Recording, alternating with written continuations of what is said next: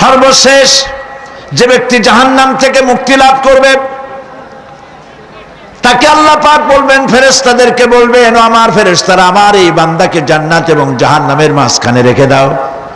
জান্নাত এবং জাহান্নামের মাঝখানে লোকটি যখন থাকার জায়গা পাবে, সে জান্নাতের দিকে তাকায়া দেখবে আর কাঁদতে থাকবে।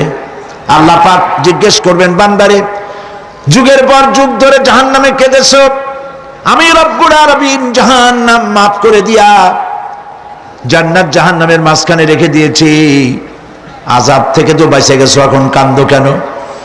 লোকটি বলবে, রব্বুল আলামিন কান্দি এই কারণে, জাহান্নাম থেকে মাফ করেছো, তোমার শুকরিয়া আদায় করি। জান্নাত তো আমার কপালে নাই, কিসমতে নাই, কিন্তু জান্নাত আমি এখান থেকে দেখতে পাচ্ছি, জান্নাতের সুঘ্রাণ আমার নাকে আসতেছে, কপালে নাই যাওয়ার। আমি কাঁদি এই জন্য, তুমি যদি মেহেরবানি করে আমাকে জান্নাতের দরজার কাছে একটু দাঁড় করায় দিতা, প্রাণ ভরে তোমার জান্নাতের দৃশ্যটা একটু দেখতাম। আল্লাহ পাক তার আরজি পূরণ করবেন, বলবেন, যাও, ফেরেশতাদের বলবেন, এর জান্নাতের দরজার কাছে দাঁড় করায় দাও।